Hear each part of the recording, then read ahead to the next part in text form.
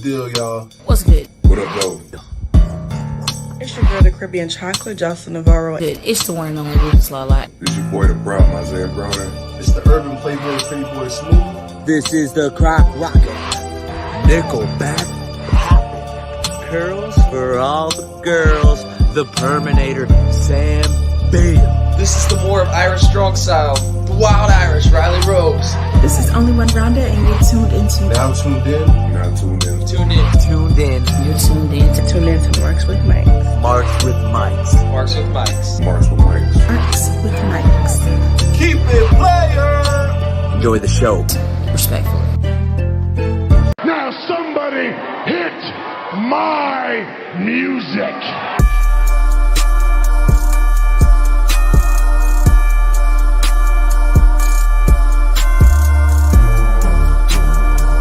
Can you give at Marks with Mike's podcast a shout out?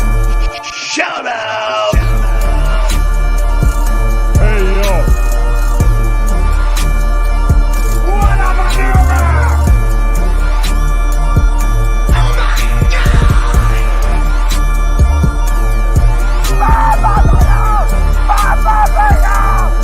Are you kidding me? Did we just see the irresistible force meeting the immovable object?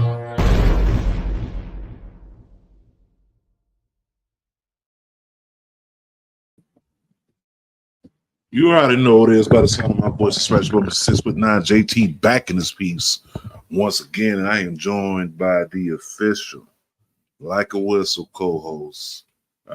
Had a discussion with him last week. Official member of the team, man goes by the name of Dallas Cash, man. Yeah. Can you hear me? Can you hear me, ladies and gentlemen? Can you hear me? Yeah, you wiggy loud and clear. You know what it is. It's a pleasure to be here. Culture Clash Network, Marks with Mike's podcast, Dallas Cash, the Stampede, the Friday Night Delight. Mr. Great American Cash is here, part of Marks with Mike's. Shout out to JT. Shout out to Culture Clash Network. Cheech is not with us, but we are going to keep it rocking. Yes, sir. Look, before we go ahead and get started, we got to tell you like we used to do. Make sure y'all like, follow, subscribe, all those good things. Whether it be here, the Book of Faces, Twitter, IG, catch us on what's the name of that little other app? That Twitch. Catch us on Twitch. Catch us on YouTube Music. Catch us anywhere podcasts are available. Make sure you like, follow, subscribe, all that good stuff. But before we do anything, gotta say what's up to the people that's out there in the chat. Shout out to Johnny Knox. Shout out to was that Davon? Just call him DBD, bro. DBD, that's my boy. DBD. All right. Shout out to DBD. Shout out to the people that's tuning in with us live. Shout out to everyone that's definitely coming through. With that being said, look, we got a lot to talk about, a lot to discuss. SummerSlam is literally this Saturday. You know what else is popping up this Saturday? Or this whole entire weekend, we have wrestling's going to be taking over the city of Cleveland. Mm-hmm. The whole entire got WrestleCon, we got GCW on that Friday night, the same night as SmackDown, playing live at the Temple. You know what else we got? SmackDown. Got SmackDown playing at the Q, or I'm sorry, Rocket Mortgage. I don't want people to get confused when I say the Q, because that's what, when I moved up here to Cleveland, that's what it was called. It was called right.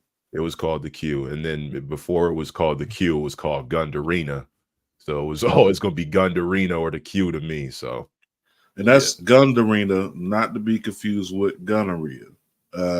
So if you just saying, go get yourself checked there, but. Shout out to Planned Parenthood. Yeah, shout out to Planned Parenthood and all that stuff. But yeah, we out here, man. Then, of course, on that Thursday night, we have AIW's Against the World, which we are proud sponsors there with, of course, Culture Clash Network. That consisting of Marks with Mike's, Get Your Podcast, Powerbomb Jetsu, And we cannot forget about society and pop culture 101. Us coming together was a great decision, and we got a lot of things in store for you. Not only do we have the clothing line dropping, we got more things popping out as far as from the news side. Website is up and running, and we also got the newsletter. But enough about the business plugs. Let's get to the reason why we are here. We are here to talk about some wrestling. But one more time, Coach Clash Network, had to do it. All right. So with that being said, now that we're here, let's talk about the meeting at hand here. The meeting at hand is, I figure we should just go ahead and get these predictions out the way. Then we can touch on everything else as far as rumors and news go. So we have this major card. Minus one match that is missing, but that's all right. We got to slide for it somewhere. It's somewhere. It's right here. Braun and Sammy. And Punk and Drew. Yeah. Punk and Drew. So we got two slides that were missing out of there. So I figure if we're gonna do it, let's just go ahead and start off with Braun. And I hate the fact that I'm calling him Braun because every time I say the word Braun, I think of LeBron. You know what I'm saying? But here we are. So we got Braun and Sammy. They getting ready to squabble again. Do you think this is the match where they are going to go ahead and just put the belt on Braun because he's the hottest thing going right now? Yeah, because like let's just be real. Let's be honest. Like it's time. He deserves a big win at a big pay-per-view. Braun Breaker. I'm a Ravens fan, so I'm always going to root for Braun because he was a former Ravens fan. Braun is ready to take the Intercontinental Championship for real this time. Braun Breaker with the W. I expect a dominating win from Braun Breaker. I love Sami Zayn, but Sami Zayn needs to get out of the Intercontinental title picture and make some room for himself to go into the world title picture because Sammy is a world champion. He is world championship material. And Braun and Ilya, they can have banger after banger after banger, not to quote Sheamus. They can have those kinds of matches and keep the Intercontinental title division on lock for as far as they need to. But as far as we're concerned, Braun Breaker needs to win this match. Absolutely. Okay. I think I'm going to go with Braun too. Only because Sami Zayn, like I've been saying for weeks, he's a good chaser. But once he hit that title around him, you'd be like, all right, what's next? You know what I'm saying? It's nothing against Sammy. Sammy can go with the best of them. You know what I'm saying? It's just he's better utilized as the person that's going for the title. Then once he get it, it is like, oh snap, I don't know what to do with him from there. You know what I'm saying? It's like we get it. We get it loud and clear.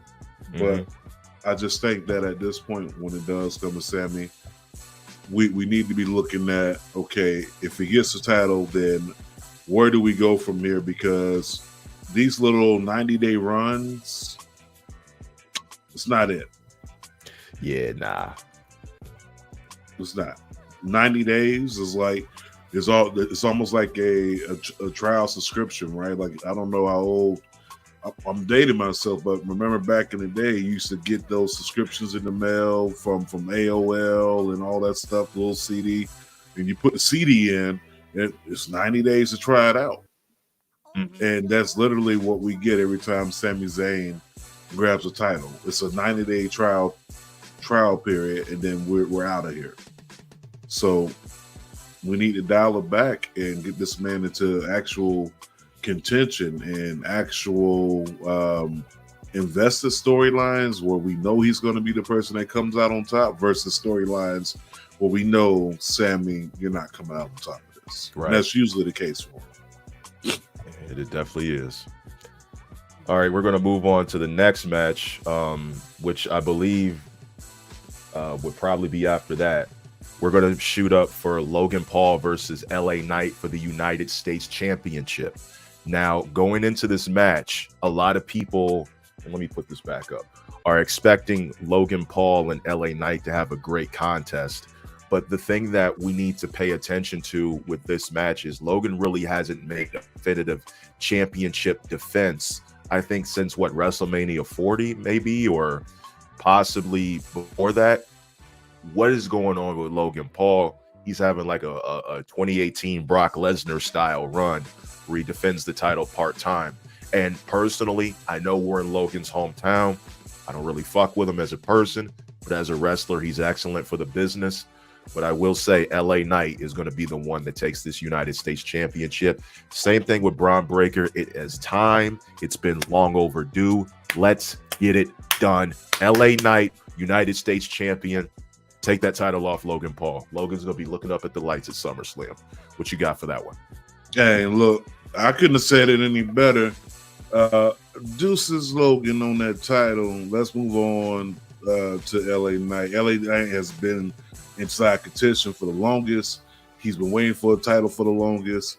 I mean, come on, man. This is LA Knight. He's probably one of the most overest persons inside the company, outside of your superstars like Cody, superstars like The Rock, superstars like Randy Orton. Like, outside of that bunch of people, then you got to look at LA Knight.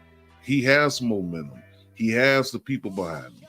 He has the fan base. He has all that. He has every tool that you want. He's on Slim Jim, for God's sakes. Right. It's like, I was at the gas station last night, and I walk in. I'm not even getting a Slim Jim. I'm just getting 30 on 11. I walk in. There's a cutout of LA Knight and Bianca Belair. Neither one of them got a title, though. You know what I'm saying? I'm pumping my gas. Guess what I see? A commercial for Slim Jim. Who's in it? LA Knight. Man, put the title on this man. Stop playing.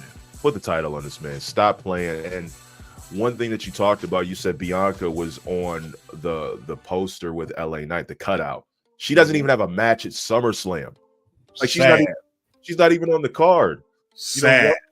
You know who else doesn't have a match on the card? Randy Orton. What's Randy Orton doing? Like, I know he's healthy. What are we doing with Randy Orton? You got one of the biggest. That's why the talent of this roster is so stacked, because somebody's going to get left off. Somebody's going to get left off. There was no Wyatt Six match with Chad Gable. There is like no Bianca Belair and Jade Cargill versus the unholy unholy alliance or unholy union or whatever, Isla Dawn and Alba Fire. They're not, that match is not even on. It should be on the pre-show at least.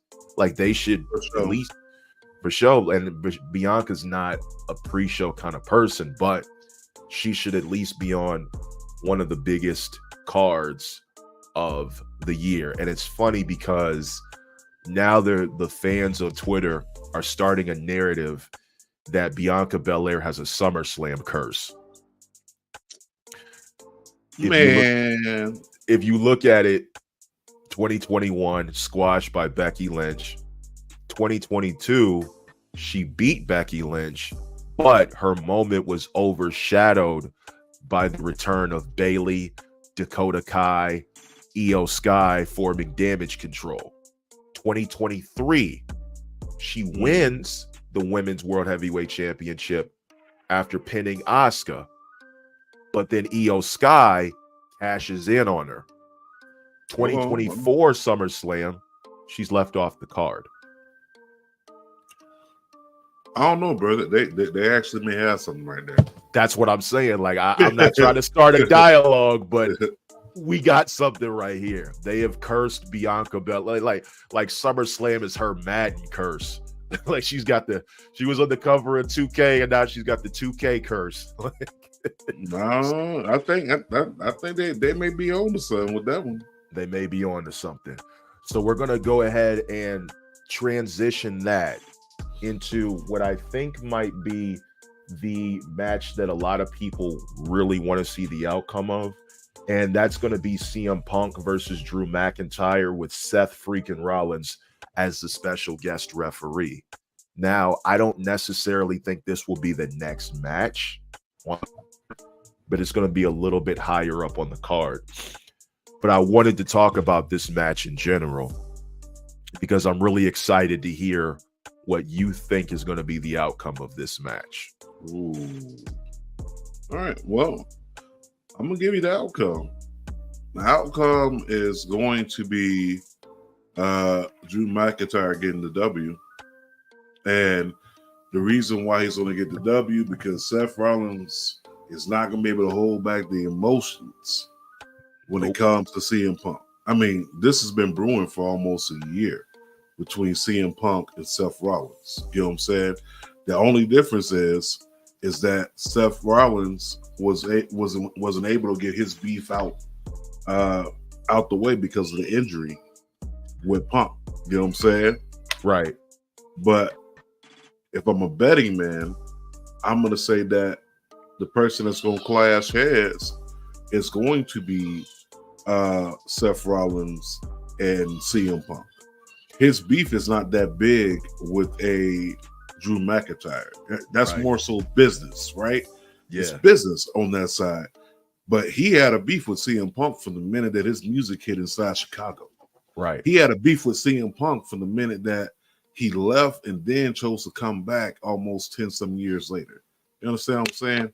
Yes. So as Nino Brown would say, this is bigger than Nino Brown, baby. This is bigger than Nino Brown. It's bigger than Nino Brown. If I'm going down, I'm taking down everybody with me. Nah. But real talk, it's definitely like that. It's like that because of the simple fact that these two have been brewing and waiting and waiting. CM Punk been running his mouth. He's been waiting for his perfect moment. Same thing with Seth Rollins. Seth Rollins told him a few weeks ago on Raw. He gonna come to the cash in that receipt. And I think why not cash it in at SummerSlam? It's poetic that you say that. And it's honestly ironic that we have, I can see the viewers over here. We have 97 people watching from YouTube. 97. SummerSlam. Special guest referee. 2 big stars in the business with something at stake, but not a championship. Let me bring up your attention real quick. I think this is going to be what happens at SummerSlam. I know we all remember this. I know we all remember what happened here. These were a pick that was taken right before disaster struck. And Shawn Michaels swung for Bret Hart, but hit The Undertaker, which is funny and ironic because Bad Blood is also this year, which is where the first Hell in a Cell match took place. Come on now. At Bad Blood. Seth Rollins and CM Punk both have a history with Shawn Michaels. Both of them have history with The Undertaker. Come on now. CM Punk is a Bret Hart guy. We got way too many ingredients in the kitchen. We got a 5-course meal that we can cook with here. So is it going to be CM Punk versus Seth Rollins at Bad Blood Hell in a Cell? Is it going to be Drew McIntyre versus CM Punk Bad Blood Hell in a Cell? I don't think so. But I see some trickery happening. The person that you think is going to win is probably going to get screwed again. Or 2 times. I don't know necessarily what could happen because that's the beauty of this match. There's so many different ways you can go with it. But I believe CM Punk is going to get screwed out of this match by Seth Rollins accidentally. Oh, yeah, for sure. And then that leads into whatever they have going forth with Drew McIntyre. Because it's it's probably going to be Gunther versus Drew McIntyre at Bash at Berlin. If they gotta be. It's gonna be something really poetic. But I got Drew McIntyre winning this match. And with that being said, what's left for CM Punk and Seth Rollins is to kick off their feud. Hopefully it goes on for a long time because we're going to get great promos. We're going to get great wrestling. A lot of people are going to cross the line. And I hope this is not happening. But I would not be mad at a mixed tag match with Seth Rollins and Becky Lynch against CM Punk and a returning AJ Lee. I knew you were going to say it. And I'm not mad at it either. But if we do get it, can we like hold it off? Maybe like to like November, December? Well, November, because I don't think we're running a December pay-per-view this year. I don't know. I'm not sure.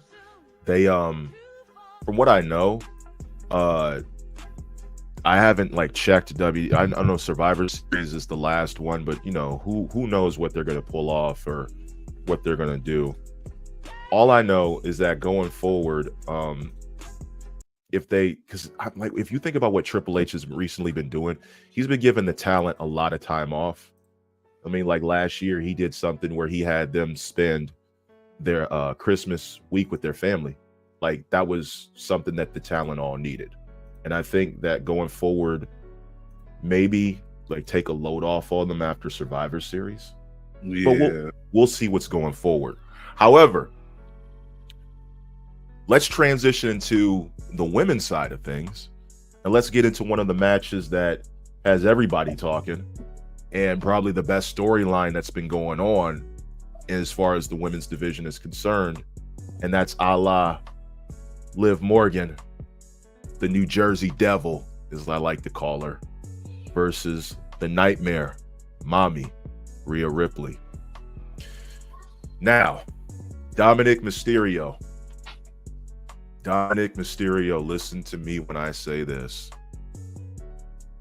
I know what you're doing. I see you. We all see you. You've been living your best life for the last 8 months, 12 of the last year. I know what you're doing. I know what you're going to do. And I don't care how you do it, but I know you're going to do it. Dominic Mysterio, ladies and gentlemen, if it's not already written on his forehead, is going to cost Rhea Ripley this title. Written all over his face. Written all over his face. They done played Rhea like a fucking fiddle. It's over. Hey, what up, Heel Mark? Good to see you, Heel Mark. Yo, would love to have you as a guest on the show. Definitely come on. Let's get back to business. Some bullshit is about to go down. Liv Morgan is winning this. And Dominic Mysterio is going to cost Rhea, and the face turn is going to be monumental. It's going to be monumental because Rhea's going to be a face. Because look at how they're doing Damian Priest. This man's got a documentary coming out. He now had the Triple H Booker T WrestleMania 19 promo cut on him a couple weeks ago with Gunther. Damian, Rhea, faces. Are they turning Judgment Day face? Is Finn Balor going to interfere and kick them out? Is Judgment Day going to stay face? Are they going to turn face? They're going to stay heel. Want to see the face. Take the mask off, ladies and gentlemen. I love Rhea, but it's going to be a banger of a match. But Dom is going to cost her. And there's going to be so many different things that can happen. Will Liv Morgan now join Judgment Day? Will Rhea leave Judgment Day? Will Judgment Day turn face and kick Dominic Mysterio out because of what he did to Rhea? There are so many different ways you can go with this. I have Liv Morgan winning. And there's nothing that you can tell me to convince me otherwise. Because Liv Morgan winning is the right thing. I personally want Liv Morgan versus Rhea to continue this feud and have a Hell in a Cell match at Bad Blood. That part. That should be the only women's Hell in a Cell match. Period. Liv Morgan, ladies and gentlemen, is walking in and walking out your women's world heavyweight champion. That part. And I'm going to agree with you with that. It'd be absolutely ludicrous, absolutely stupid to do all this building around Liv Morgan for months, you know, with the whole Liv Revenge tour and all this blah, blah, blah. Come back, gets the title, poisons the boyfriend up here, of course, poisons him, gets him to, you know, willingly, air quotes there. I'm using air quotes. Go along with everything that he does, but you also got to look at the fact that, okay, this is something aside of Liv we've been waiting to see for the longest. You know what I'm saying? And just for Liv to get this championship run as a heel for just a month and a half, not even 2 full months, and then to drop the title back to a person that never lost the title, which was inside of Rhea Ripley, right? Like, I like Rhea Ripley as the champion, period. Champion, chaser. She's a person that can play both roles. Yes. But I don't think that it culminates here. I think that it's going to culminate at Bad Blood, like you were saying. It should happen at Bad Blood. I mean, who has badder blood than Liv and Rhea Ripley? Rhea Ripley caused her to go out on injury, right? Fast forward, Liv Morgan caused Rhea Ripley to go out on injury. Liv stole a man. Point blank, period. Liv came in and stole her whole entire organization. Okay, right. Liv was out there doing things that Rhea Ripley never did for Judgment Day. She ain't never buy them boys on PS5. Yep, I was just saying that. Like, she ain't never bought them boys chicken wings, chicken nuggets. She ain't never pull up on them with the case of Hennessy. Well, that's just my preference. But no, what I'm saying is that was Hennessy. That was Hennessy. But Liv pulled up on them boys like a sugar mama. What you want? I got you. Rhea Ripley, I'm sorry, but I love you, mommy, but you ain't never pull up with the PS5s, the video games, the chicken nuggets, all right, the chicken wings. I think one day Dom was back there eating wings from Wingstop. You know what I'm saying? Like, you haven't done this, mommy. Yeah. So I wouldn't be surprised later down the line that the whole entire Judgment Day flip on them. But yeah, let's keep this thing running. Run this all the way to Bad Blood. Run this all the way to Bad Blood. So another match that I'm gonna break up the whole card because I didn't look at the other one. Another match that I want to point out, since we're keeping it on the subject of women. Bayley versus Nia Jax. You better say it. This is going to be a tricky one because now there's like 3 different ways. I think that's Cheech coming in. 3 different ways that this can go. Well, it can go Bayley's way and she retains, but that would not be the best way. Nia could win, or Tiffany Stratton. See, now you're playing games. Right? You're playing games with my mind.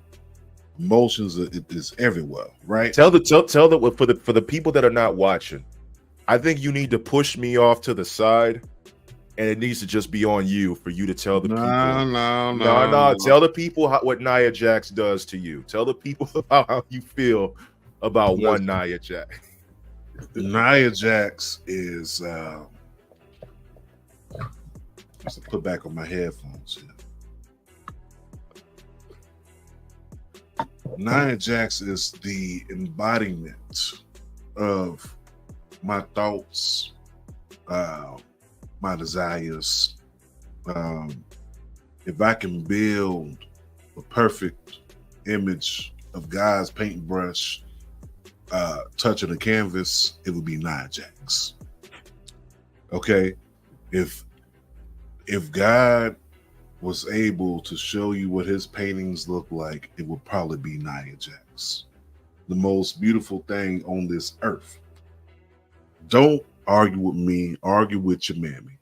Okay? Argue with the wall. Argue with your reflection. I'm gonna keep on saying, okay? Not Nia Jax is that. Unfortunately, Nia Jax is put into a position here where unfortunately I don't see her walking out as champion. But if she does walk out as champion, it's gonna be short-lived because you got Tiffany Stratton right there. Yes, we do. And I'm a huge fan of Nia Jax winning the title. Does she necessarily need the title to be dominant, to be that woman? She don't need none of that. She don't need none of that. Okay? Right. Because she's Nia Jax. She's beautiful. Right? Yes. And not only that, she can fight.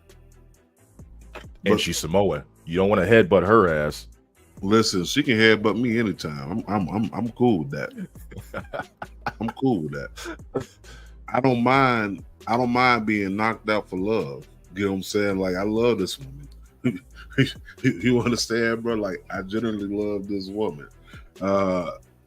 Never had a conversation with her, but you know, we've been dating for like 4 years in my mind.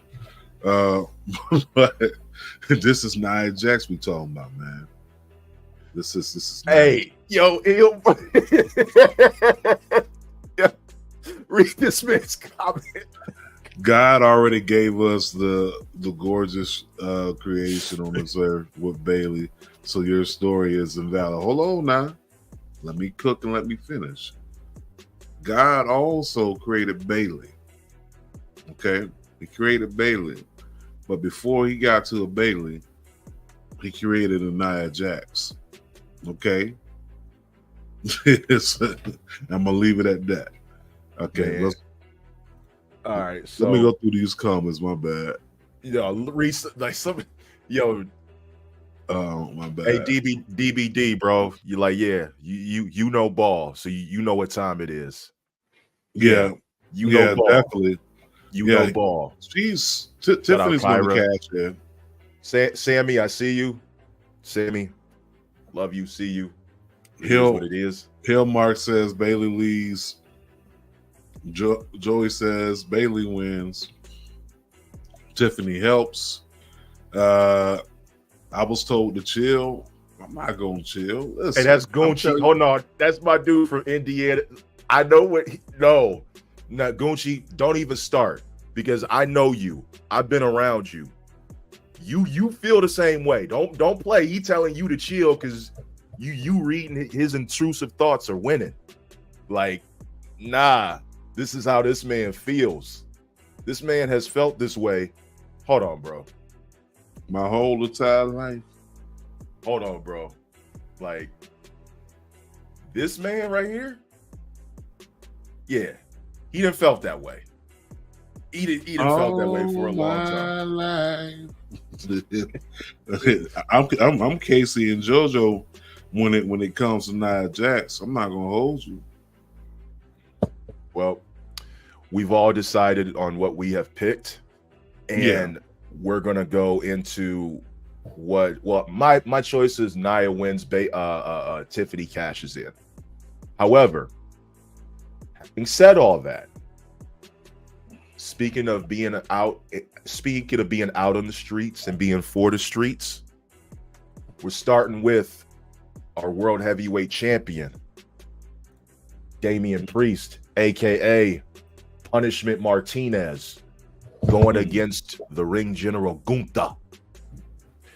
I'll let Mr. 6'9" Jax take this one over. Not 6'9" Jax is wild. Hello. What Nia is for a homie in Willow Nightingale to me. Hey, listen, I'm not gonna hold you. I feel the same way about Willow. Okay, I feel the same way about. I got the chance to stand next to Willow at Wale Mania, and I think I said this on a few shows ago. when she walks by, it smells good. You know what I'm saying? Like I don't know if y'all ever pay attention when some people walk by and sometimes you can smell their essence, their aura, the air. She walked by and it smelled like heaven. Like, I'm not over exaggerating. If heaven had a scent, it would probably be whatever Willow Nightingale was wearing that night at Wale Mania. I'm gonna have to show you my Bailey collection of merch. Hey, bring it on. Yo, I would love to see it. Yo, this is the beauty about being on Culture Clash Network and Marks with Mike's. You get to meet people that are just as in tune with wrestling as you are. Dude, I would love to see your merch, bro. Like, come on, bro. Like, I'm a fan. I'm a fan. I would love to see your merch. So the comments that I'm seeing is Mark also said Gunther. I got Priest retaining from Akuma the Titan. Shout out to Denver, Colorado. Akuma's from Denver. He's also the only Crip that I know from Denver, Colorado. Man, I hate saying this, but I think Priest wins. I mean, honestly, yo, hold on. Who is this? I don't know, but praise God for Nia Jax's hold. I know what you mean. I know exactly. Hold on, my guy. I just want to know what you mean by that. What do you mean by that? Yeah, what do you mean by that? What do you mean? That's what I'm trying to figure out. I think he was referring to when her hole was all, you know what I'm saying? Yeah. But maybe he's all right. Let's move on, bro. So we got Damian Priest versus the Ring General Gunther. So first off, let's go ahead and just get that comment out of here. What the hell is this convo turned into, bro? I don't know. The comments out of pocket. Who you got winning, Damian Priest or Gunther? Unfortunately, this is going to be during the week of the Puerto Rican parade here in Cleveland. So unfortunately, I got Damian Priest not retaining. Sorry, Boricua. I got Gunther. Yeah, so if you want me to be realistic with you, like, hold on, this comment. He said, "Whoa, we just went beyond the attitude era with that one." Go have to hold a late night version like Marks with Mike's After Dark or shit. Listen, After Dark as well. Fucking horny ass wrestling fan coming in here with their confessions, but nah, you good. I got Gunther winning. Hey Sammy, good to see you. I got Gunther winning just because Bash at Berlin is next, and they are not letting. And here's the thing: every time somebody has a documentary coming out when they have a championship, they end up losing that title. No, that's facts. That shit is like a dead giveaway. Like, have you noticed that in certain situations, WWE kind of hints when someone's about to lose when they make so many sympathetic things built around this person just to pull the rug from fucking under them? It never fails. It never fails. I used to have a theory that whoever was the sole survivor at Survivor Series would win the Royal Rumble next year. Who broke it? Who did break it? I'm not sure. I'm not recently sure, but let me give you an example. So Roman Reigns was like the sole survivor in 2013. He was the final two in the Royal Rumble in 2014 and then won it the following year, right? Okay. 2016, Bray Wyatt and Randy Orton were the sole survivors. Bray Wyatt won Elimination Chamber. Randy Orton won the Royal Rumble. 2018, Asuka was the sole survivor. She wins the Royal Rumble. 2019, Roman Reigns was the sole survivor, but Seth Rollins won the Royal Rumble because he was one of the final people in it. But the thing was, had Roman, you know, not taking time off or whatever, I'm pretty sure like that would have been the case. He was in the 2020 Royal Rumble. Drew McIntyre won it.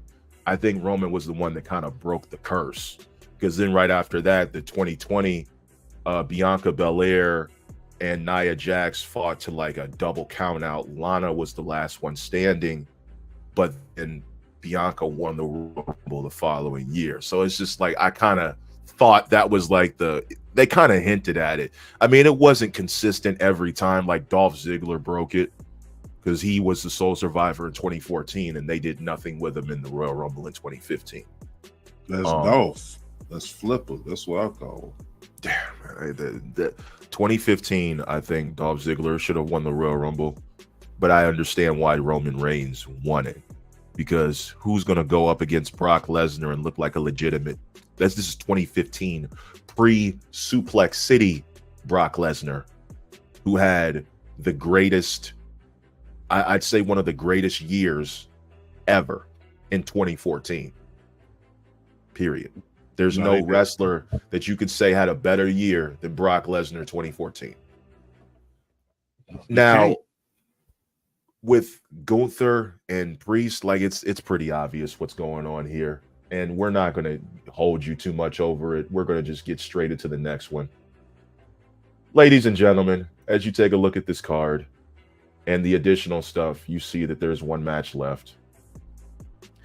And ladies and gentlemen, we've got the American Nightmare Cody Rhodes versus the new tribal chief. If felt bad even saying that. Solo Sikoa, the former enforcer for the WWE Undisputed Championship. Listen, I'm not even gonna hold you. Made this real easy for you. I got Cody losing. I'm not gonna say nothing. I'm gonna just sit here and be quiet for just a second. I got Cody losing, and I'm not mad at it. Okay, what better way? Just hit me out before we start throwing tomatoes at me and everything inside the comments. Just hear me out, okay? The reason why I'm saying Solo Sikoa wins is because he's going to do something that Roman has failed to do, which is bring the title back to the bloodline. Roman took a break. Okay? Being that he took a break to go find himself, his come to Jesus moment, Solo's doing something that the bloodline wasn't able to do. Okay? The bloodline leaving out of WrestleMania had no titles. Right? Right now, who's the number one contenders for the WWE Tag Team Championship? The Bloodline. Ooh, yeah. Okay. Who's the number one contender and having a match at SummerSlam right now? Solo Sikoa, but the Bloodline. You know what I'm saying? So it only makes sense if we're going to do this Bloodline versus Bloodline Civil War. Not to say that the title has to be in contention for Roman Reigns to get it, but I do think in order to legitimize this, instead of just being guys who take people out and put them through tables and beat them up or whatever, put that gold around Solo. It don't have to be a long reign for me for Solo to have the title. But put it around him to give him that legitimacy as being the tribal chief. You know what I'm saying? Because the biggest difference between Solo's run as tribal chief and Roman Reigns' run as tribal chief, Roman Reigns came in, smashed, and got his title, and then declared himself the tribal chief. Okay? What did Solo do? Solo came in, he been smashing shit, but he declared himself as tribal chief before he got the title. Put the title around my man's. Now we talking. And it don't have to be a long run. Like I said, even if Cody loses at SummerSlam and regains this shit at Bash in Berlin or wherever, I'm cool with that. But I got Cody losing. I'm sorry. I need Solo to take this, and I need a reason, another reason besides him talking shit to Roman, for Roman to come out and then want to fight. So that's just no, it's cool. So when we look at Cody Rhodes, who is the greatest threat to his title? Himself. Himself. Is it the bloodline? Not really. It's himself. You know, if Cody wins this, who are they really going to bring besides Randy Orton to challenge for his title? Because Randy Orton's gunning for his title. And honestly, Solo winning would be a good story. But an even better story, ladies and gentlemen, is if Cody wins, is attacked by the bloodline, and that music hits, and Roman Reigns comes out. The pop Roman Reigns is going to get is going to shake that motherfucking stadium to its very fucking core. That was scenario 1. Scenario 2. Let's do the same thing we just said, but instead of Roman Reigns coming out, Randy Orton comes out after Cody wins. Comes down with a chair, clears the ring, celebrates with Cody, and then out of nowhere, a fucking RKO. that part. Grabs the title, holds it, walks out. Could be that. But everybody's waiting for Roman Reigns to come out because it's time to turn the old bloodline face. We haven't seen a face bloodline. We saw bits and pieces of it, but there'd always be like some heel in the group. Like if when Sami Zayn was in there, Sami Zayn was so talented and so good at what he did. He single-handedly turned the bloodline face for a small point of the time that the faction was around. We haven't seen a face bloodline. You know, Jey Uso said Roman Reigns is still his tribal chief. You know, Jey Uso is waiting to come back and exact revenge. But ladies and gentlemen, we have a problem. We have a Samoan werewolf that is going to be in Cleveland, Ohio. And if he gets in that ring, he's about a damn costume tape. Somebody is going to die.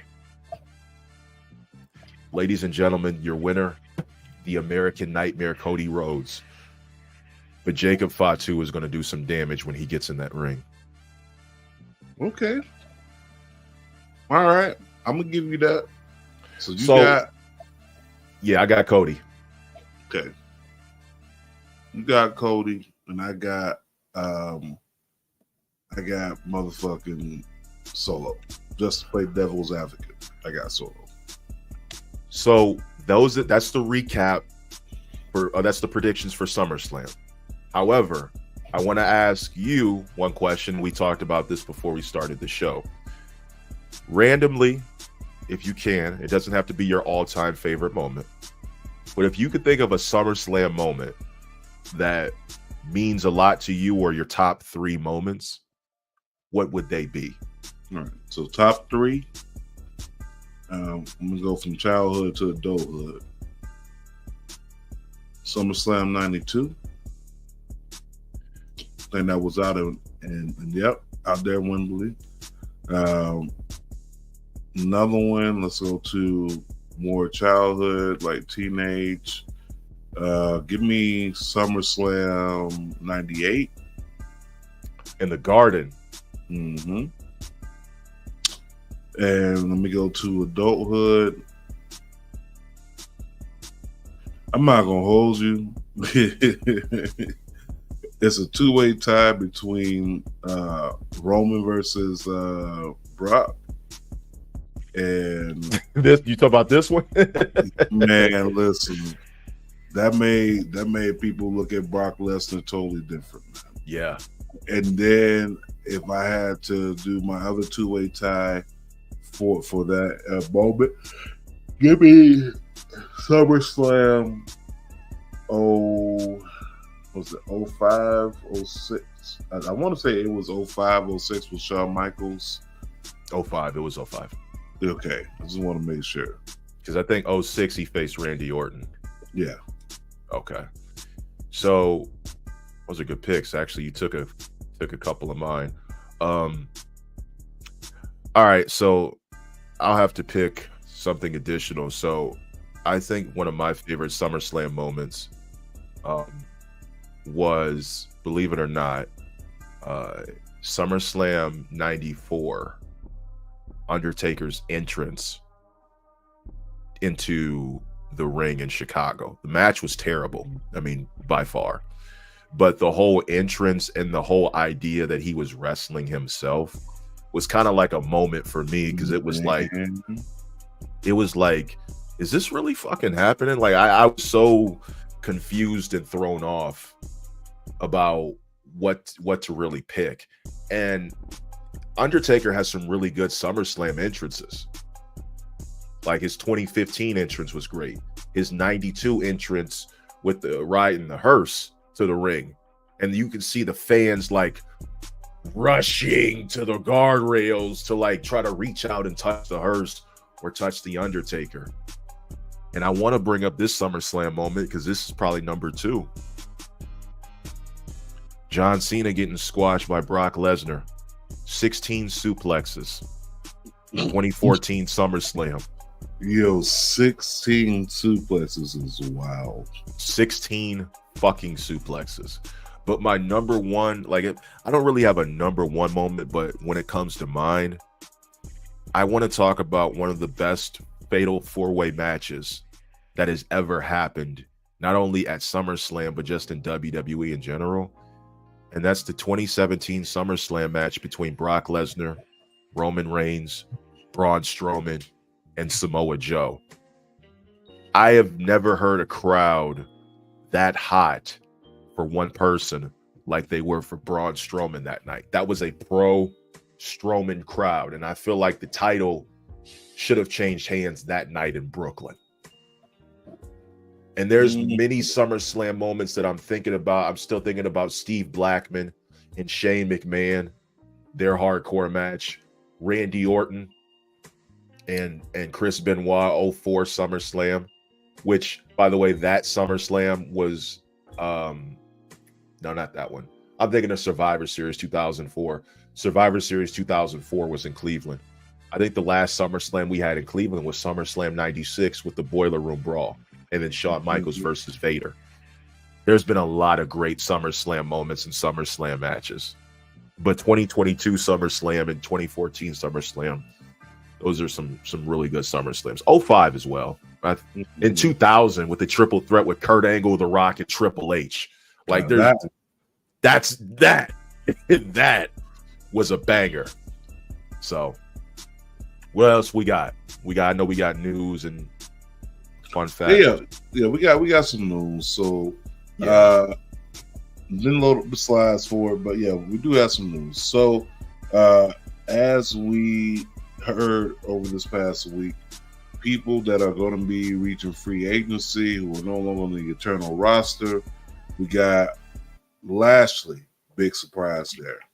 Right. MVP, not so much a surprise. And Tamina Snuka. Okay. Yeah. 3 people, 3 different reasons. Don't know why. Okay? 3 veterans. 3 vets. Okay. But remember last time we talked about people not being involved and not being there. It was Natalya. She was on the Eternal roster. She was taken off the Eternal roster page as well. and it turned out that she re-signed. Okay, not the case with MVP. MVP's been saying his goodbyes via IG. I reached out to him. You know, I was like, "Yo, appreciate what you're doing and what you did, giving back to the generations behind you. MVP is not just a gimmick; that's who you are. Thank you." You know what I'm saying? So MVP looks like he is definitely up out of here. Far as Tamina Snuka, I do know that she hasn't been actively wrestling in a while, so she may be altogether done when it comes to being a weekly member of the roster, television, everything like that. You know, I don't see her being a manager, but you know, I've seen stranger things happen. Hello, Joey Knox is saying almost two. Hey, I don't know about almost. Yeah, Omos is on. Yeah, that's I forgot about Punk and Brock. I meant to bring that up because it just popped into my head. But yeah, that's probably the best SummerSlam match in like top 3 at least. But yeah, Omos. What's going on? Well, yeah, what's going on with Big O? They're not about to re-sign him. You don't think so? What is there for him to do? What can they do with him? His move. And I love Omos. I'm not homophobic, but what is? They don't have nothing for him to do. Okay, you ready? Oh boy, you ready? Go ahead. First of all, that's my little brother. So put that out there. Number 1. Number 2, they don't have a giant outside of Braun Strowman. And Braun Strowman, it's not even a giant because I'm taller than Braun Strowman. Okay? Which makes, well, damn, I guess that would make me a giant. But I would say they would be stupid to not re-sign Omos. The thing is, when he came in during a weird era. Everybody remember the Bubble era, aka the Thunderdome. The Thunderdome. Okay, they had my man come in as a ninja. All right, then from a ninja, I remember that. You know what I'm saying? He's at Shane McMahon's, what is it? The the Fight Club situation that the NXT uses now. Oh, Raw Underground or whatever. Yeah, the Underground. He was at Raw Underground as a bouncer.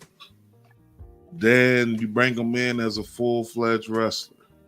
Then after you bring him in as a full-fledged wrestler, you have him linked up with Dolph Ziggler. What's the first person he linked up with, if I'm not mistaken? AJ Styles, I thought. I'm sorry, AJ Styles. He was AJ Styles heavy. Then after AJ Styles heavy, he became linked up with MVP. Okay?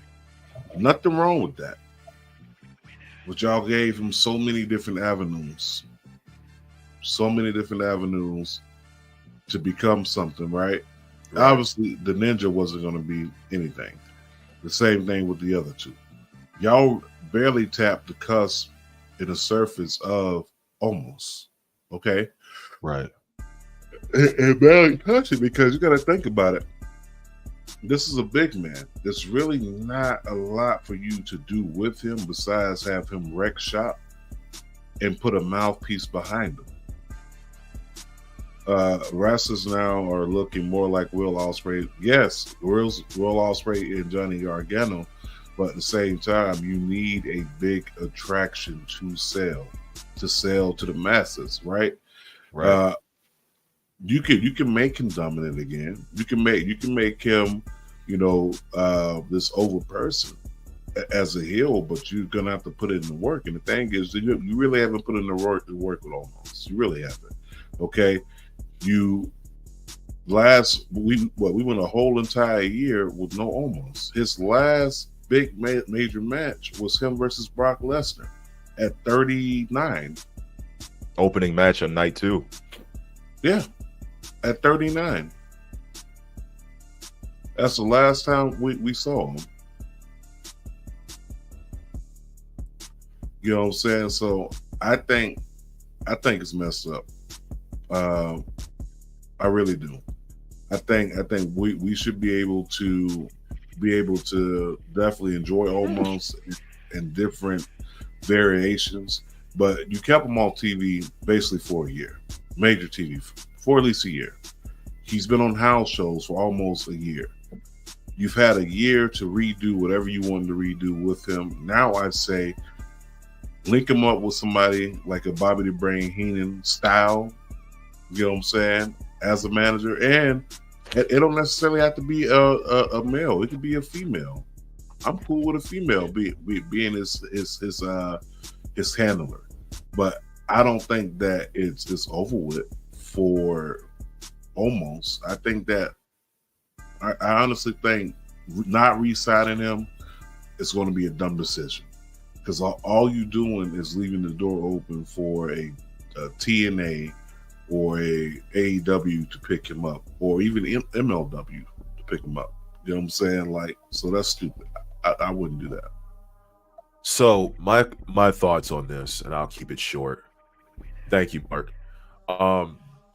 Is as limited as their options are with him, haven't you noticed that the big guy era, the big guy magnitude is kind of gone from wrestling, and they're bringing in much smaller guys? Because it looks, think about it, like WWE speed, they're trying to create more fast-paced wrestling, and now it's starting to almost look like 2016 to 2018 NXT, the fast-paced wrestling, smaller guys carrying gold, more agile superstars, not necessarily like a Ricochet, but you got your Dragunovs, your Braun Breakers, your Sami Zayns, your Cody Rhodes, your Will Ospreys, Swerve Stricklands, Joe Hendry, Nick Nemeth,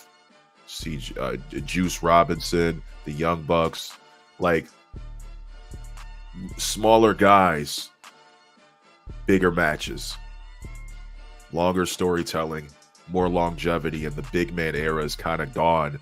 Because what is Braun Strowman really doing at this point? Nothing. What is Omos doing at this point? Really nothing. Chad Gable, Bo Dallas, these guys are running the course and the landscape of professional wrestling. Okay. The luchadors are running the only big man that's really, like, the only couple of big men that are really doing something right now. Damian Priest, I consider Gunther a big man. Look at Jacob Fatu. He's a hybrid of that. He's a hybrid. That's a mutant. Like, he is legitimately just unbelievable as a talent, as an individual. Jacob Fatu is the future. Don't forget Drew McIntyre. Drew McIntyre is a big man. He's one of the ones is also carrying the load, but it's like it's few and far in between. Like, Angelo Dawkins is a big guy, but there's not really much being done with him. Bobby Lashley, big guy, nothing much being done with him. And it's not always going to be like that. But Trick Williams is a big guy, and he's on his way up. Like, it's few and far in between. And where is Joe Hendry? I said his name, and he literally did not appear. And that's kind of weird. He'll be here. Oh, he'll be here? Okay. Yeah, but I would put Drew. I would put Drew up there too. Okay. So I was just talking about that. Yeah. Thank you. Manager. I said Hold on. Manager. Hey, and he said Lana. That is disrespectful. This one, that one right there is disrespectful. Yeah, the one under it from Stand and Fight. I'd rather watch Omos than a Johnny Gargano. Nah, man. Hey, listen. Nah. I feel you, but I don't because Johnny's from Cleveland, and I fucks with Johnny Gargano. But would you rather see a big monster tear through shit or a little guy trying to fight his way up? I'd rather see the monster. Hey, yo! DP kind of, yo. So when you say DP, hold on one second. Hold on. What's going on here? Oh, I don't even know how to respond to this all the way, man. You can't wait.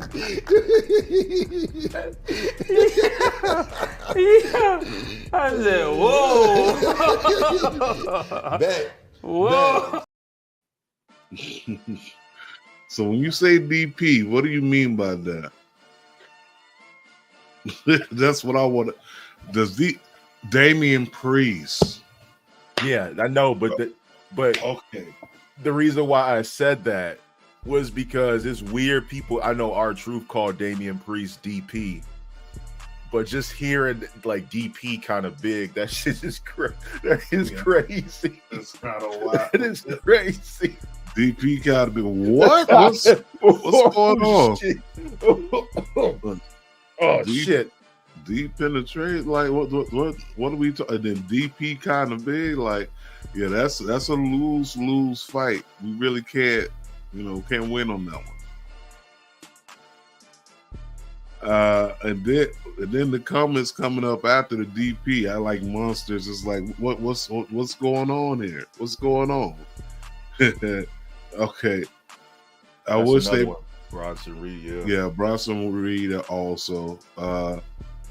Definitely. Said DP kind of big. That is crazy. It's wild. Damian Priest. I'm sorry, I typed abbreviations because of my mouth. Oh shit. Yeah, I know, man. It's all good, bro. I'm not making fun of you, bro. It's just that comment could have been from anybody. Yeah, I ain't ragging on you. No, this could have been anybody. Real talk. Just the fact that I seen DP, I'm like, whoa, like what's going on? What did he mean by? He did that shit. Guilty as fuck.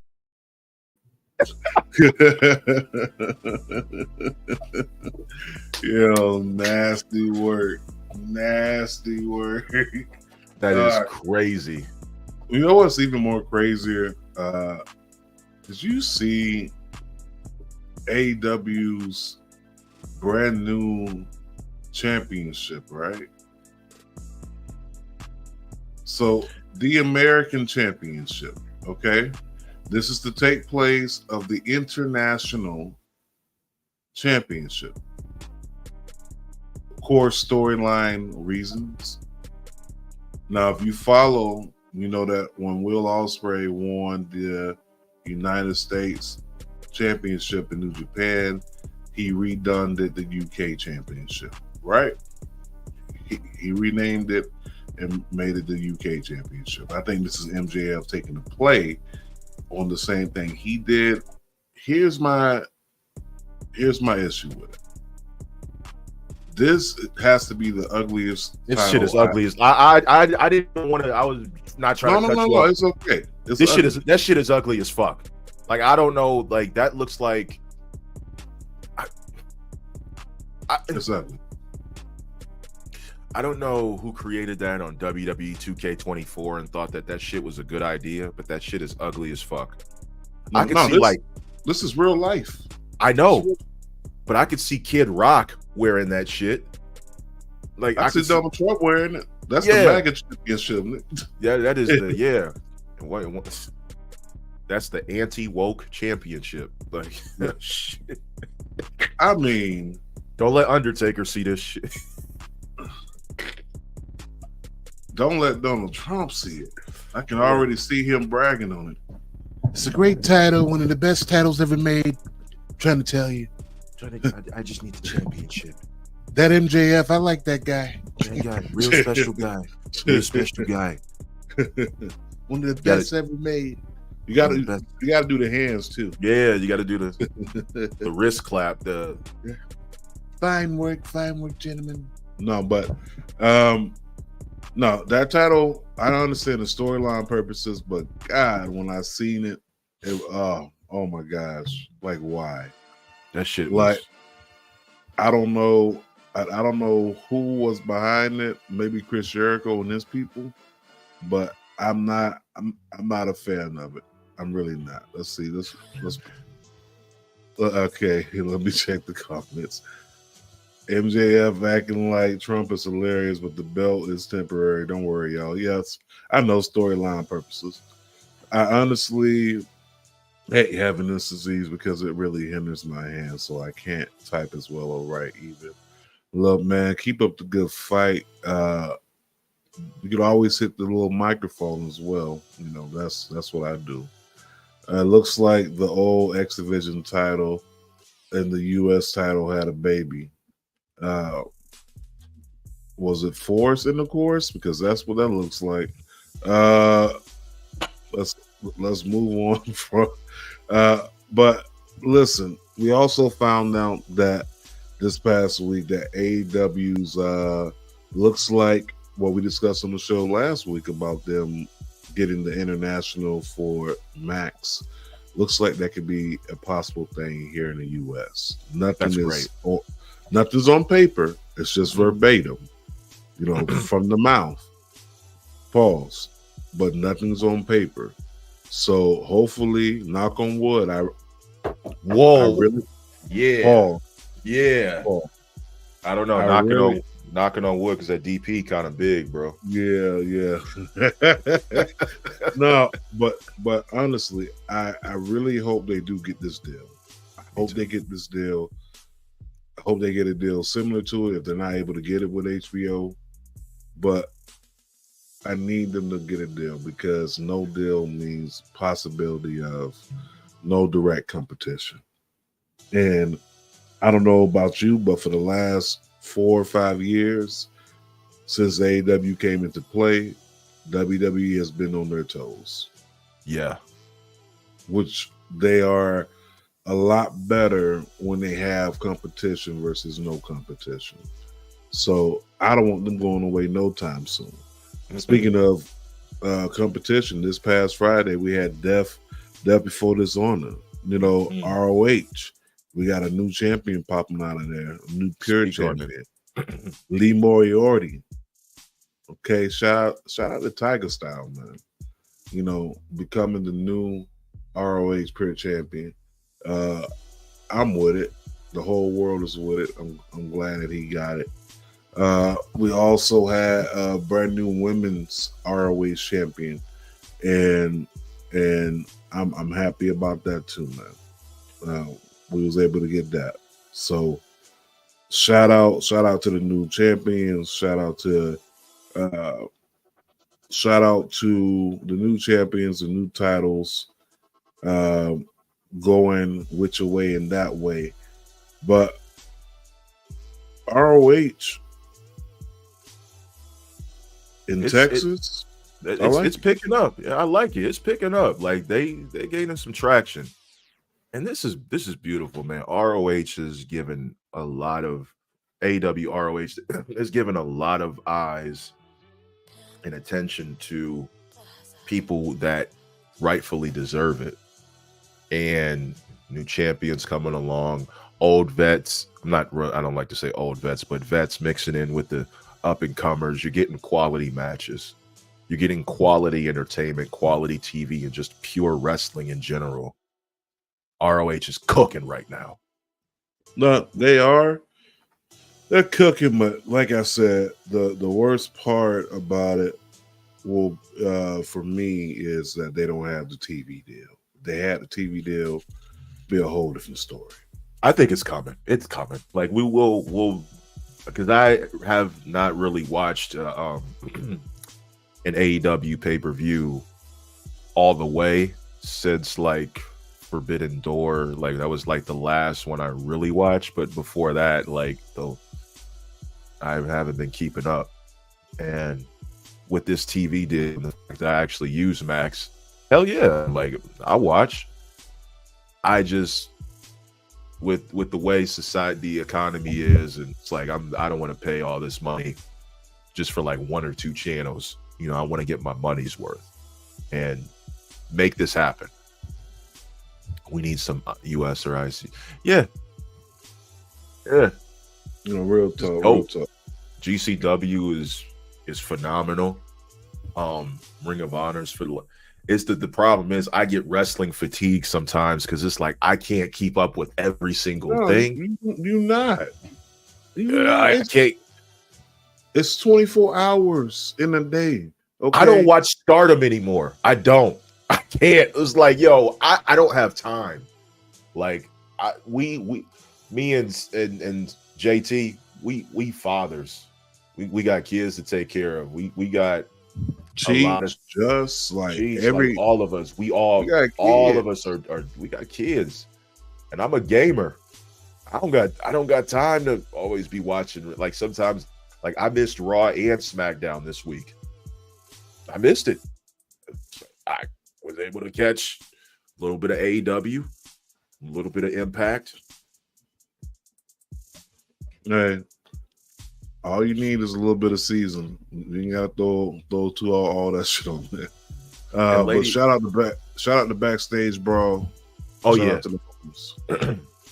yeah, ladies and gentlemen, I gotta keep it honest with you. Like, this has been a crazy year in wrestling, and just going forward, since I've been blessed to be part of Marks with Mikes, we're gonna start bringing some change, and I'm gonna have my own show doing a couple of things.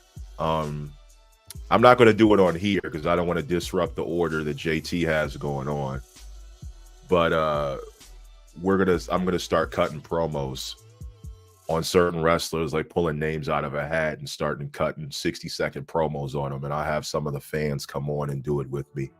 You too, JT. I definitely want you to come on and do that shit, because I've never heard you cut a promo. You've never heard me cut a promo, but I know that we can potentially do it, and this is just a great time. This is such a great time. And what else do we need to cover?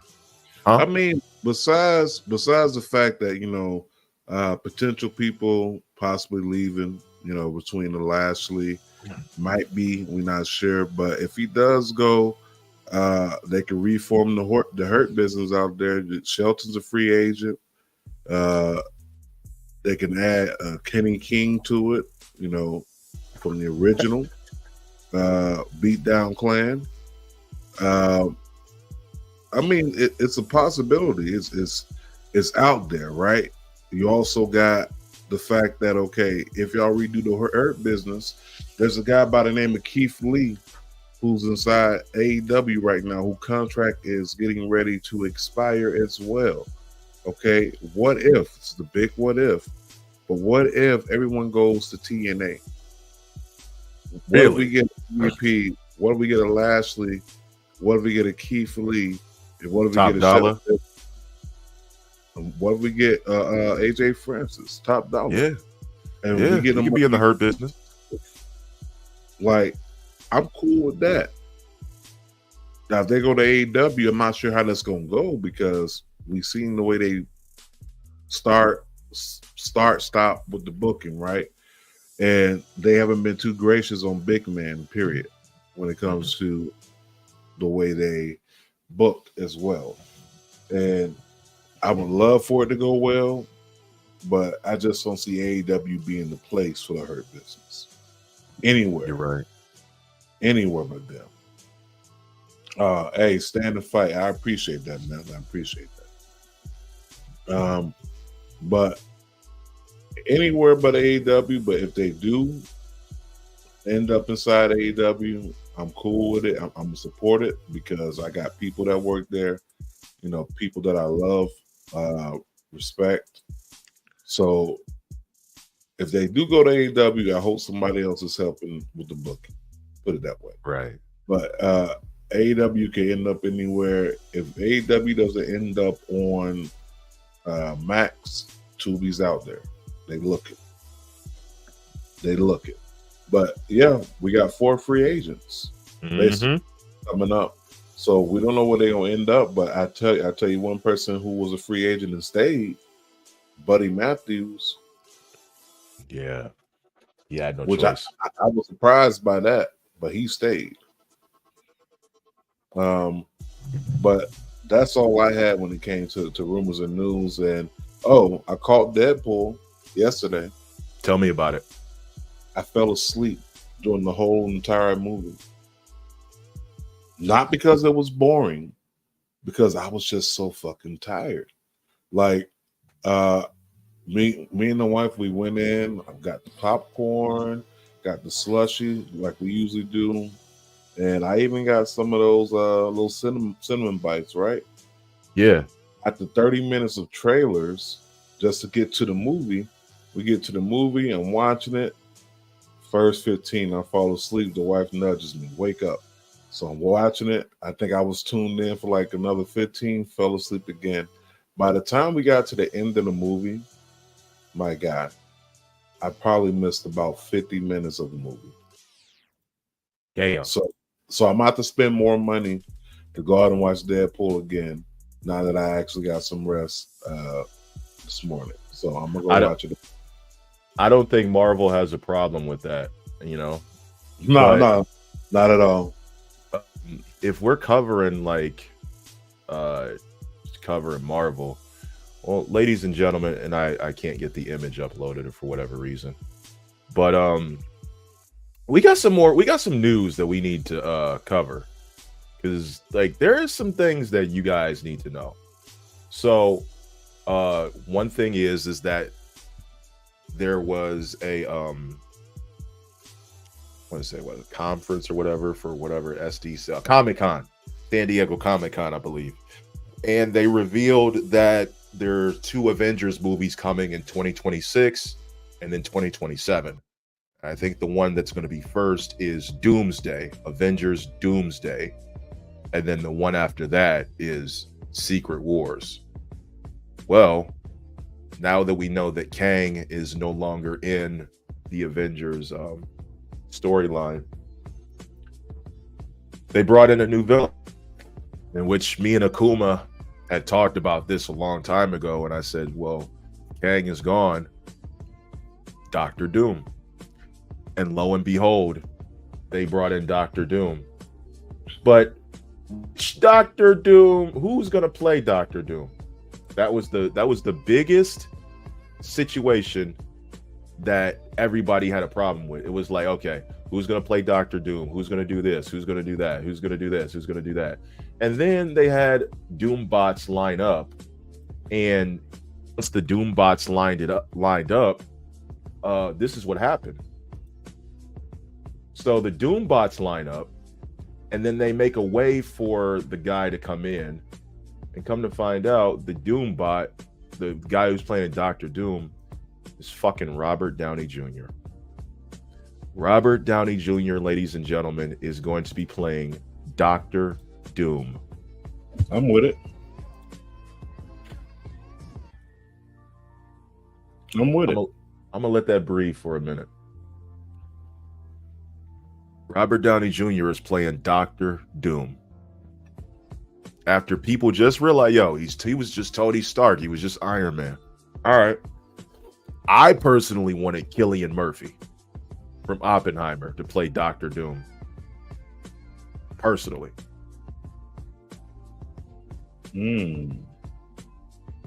So for every Marvel character that people want, there's always an actor who can play that role.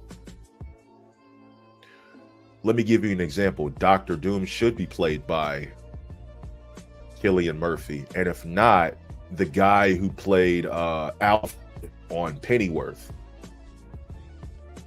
Gambit. Gambit should only be played by one person. It's not Channing Tatum.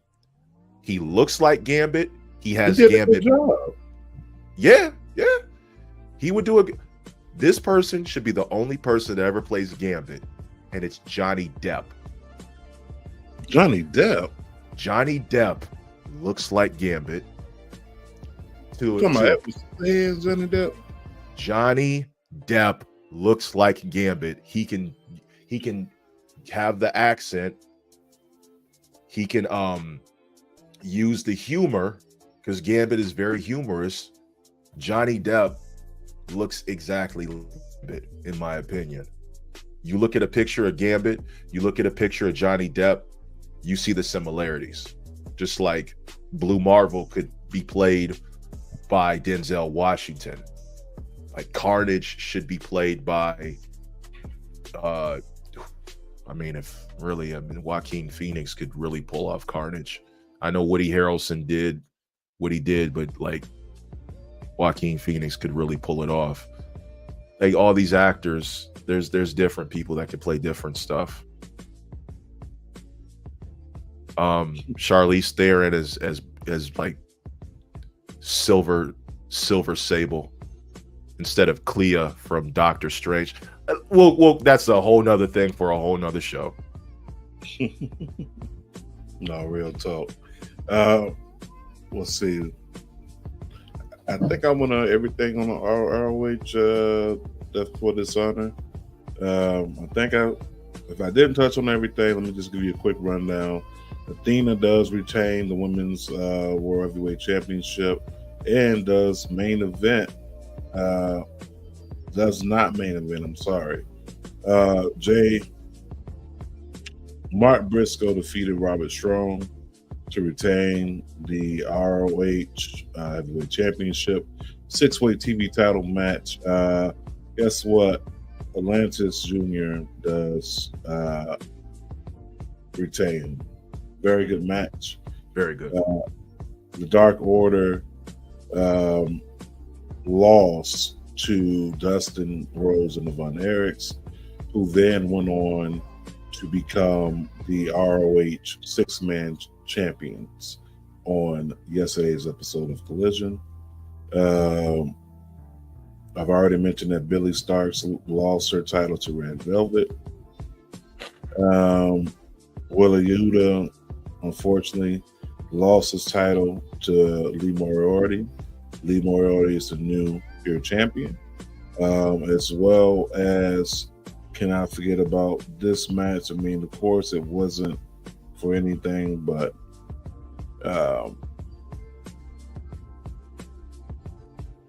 Layla ended up beating Demente. And I mean, Commander beat Beast Mortals, which is AKA what's his name? El Toro, but they ended up changing his name, which I understand why. Mm-hmm. This name's not any better. Eminem made their debut as well, doing 0 Hour. Pretty dope debut. A lot of good wordplay with the acronyms and the 3 letters. Go back and watch that or whatever. But that's what happened on that side. TNA, another awesome show. We'll have more on that next week. As a matter of fact, after we're done recording this, I got a live to drop later this week. But before we get there, let me get on to the matches for this Thursday. Almost forgot. That's right. This Thursday, ladies and gentlemen, coming up, April 1st, AIW's Against the World. You got some heavy hitters on this card, man. Let's go ahead and talk about it.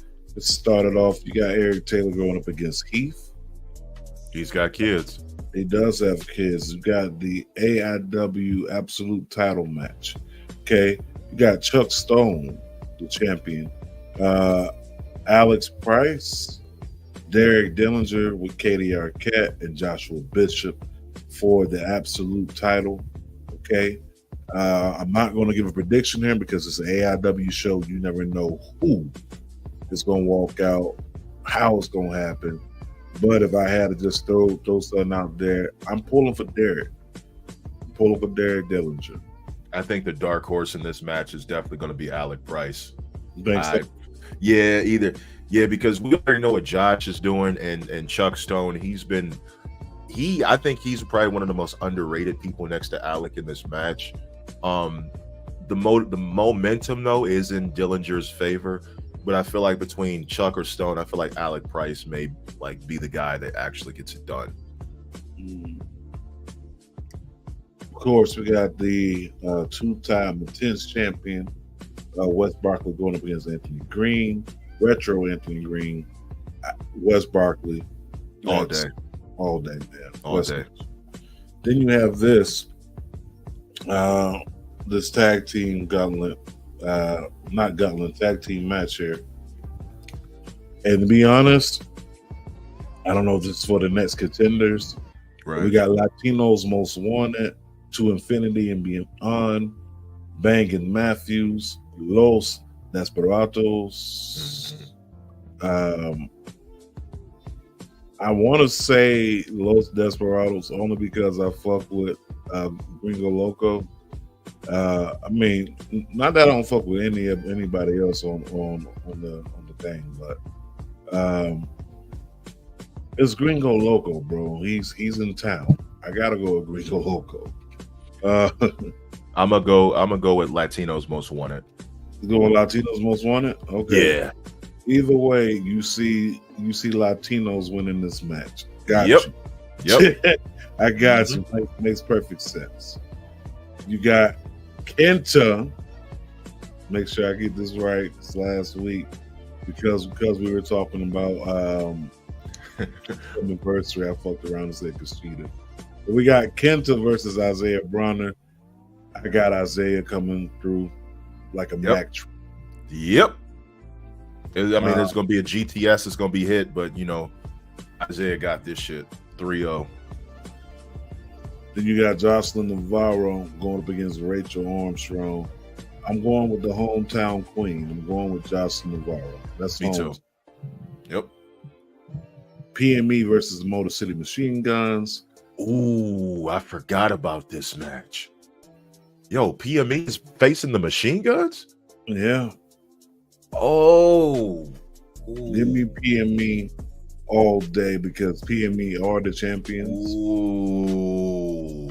Give me PME. I love PME, bro. Oh.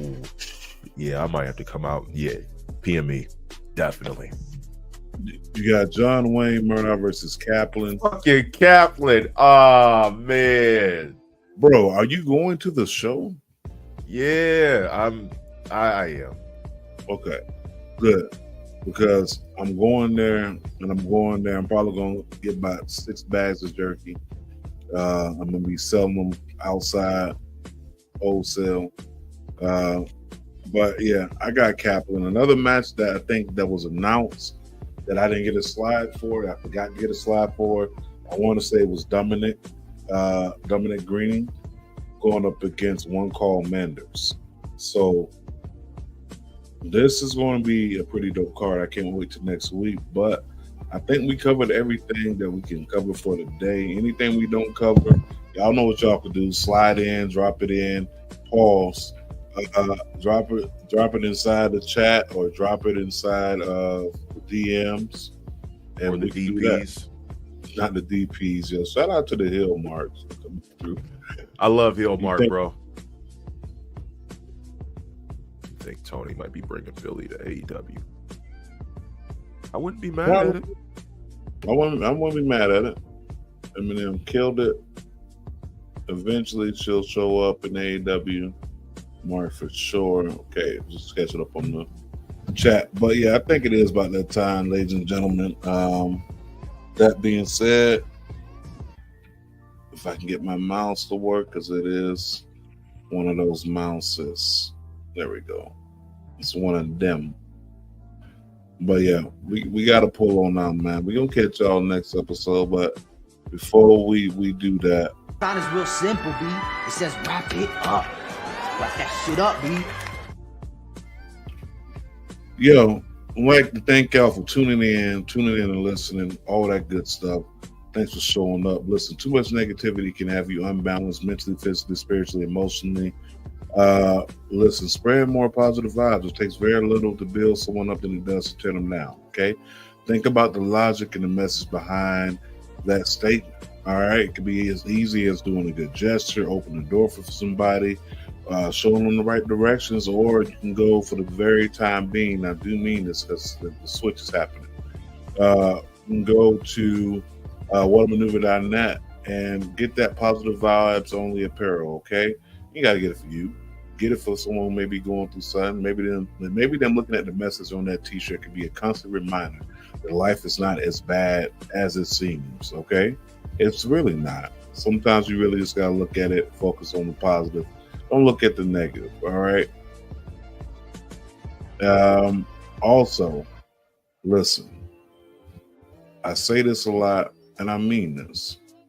It's not tricking if you got it, but if you do have it, then it's not really tricking. Think about that. It's not tricking if you got it, but if you got it, is it really tricking? Nah. I'll leave y'all with that. And on that note, Summerslam week is gonna be wild. Gonna be wild as hell. Make sure y'all definitely in attendance for it. If you're not, watch on TV. It's gonna be wild. We gonna be there live. Yeah, We're gonna be there live. We everywhere. SummerSlam. We're at Hills Have Eyes. We're at GCW. We're at AIW. We got some of us that's gonna be at the club watching Mark Henry's scratch and DJ. So we're gonna be everywhere. Oh, Jeff Hardy's also playing a concert that I found about yesterday. So, Where at? Let me see. Yeah, but we're everywhere. I just gotta check the email of, not even the email. It's gonna be at I Hate Cowboys. Okay. Downtown, August 2nd, 10:30. But we out, ladies and gentlemen. We'll catch y'all on the flip end.